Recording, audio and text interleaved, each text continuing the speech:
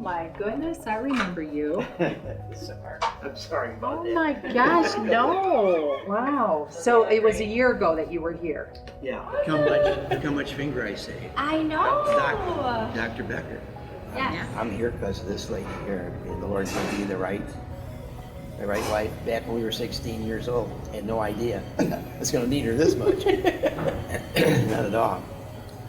She did good.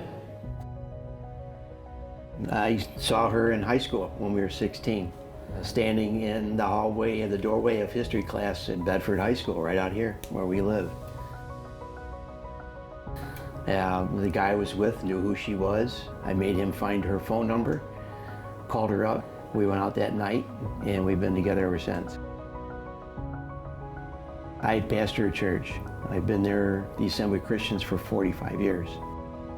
So you go someplace, you put your feet down, you invest in the members, and that's the way it's supposed to be.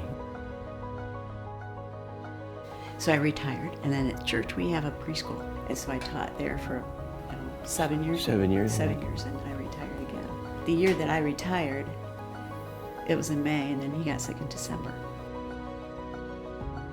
I had plans on going back to work somewhere, but... That was her job. Yeah, he became my full-time job. Full-time.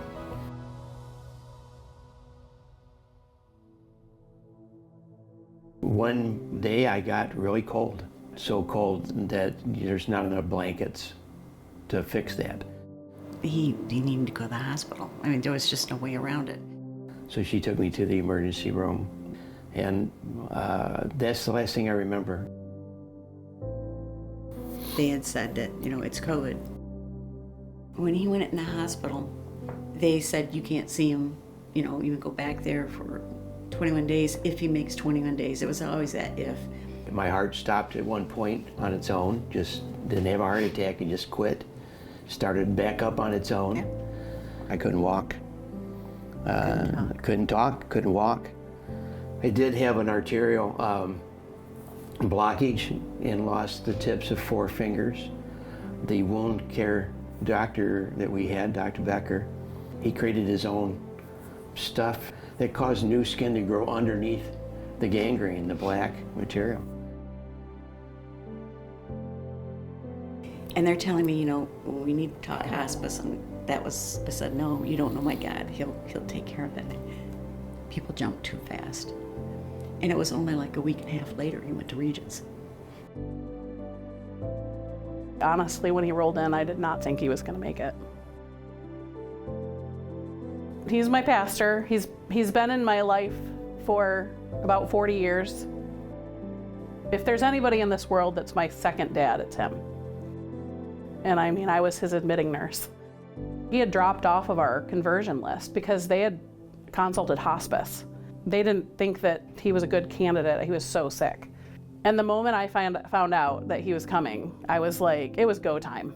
I was just confident that we had the best team. No matter how the story went, we were gonna take care of him to the end of it, And I had full confidence in our team. He regressed so well.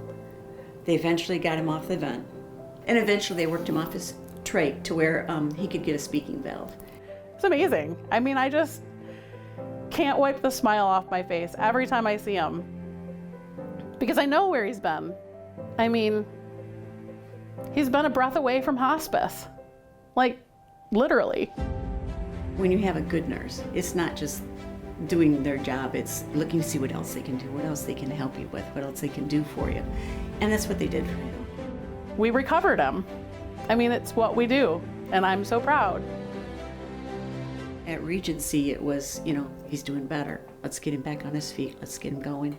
Let's get him into rehab. I'm amazed at what we've been able to do.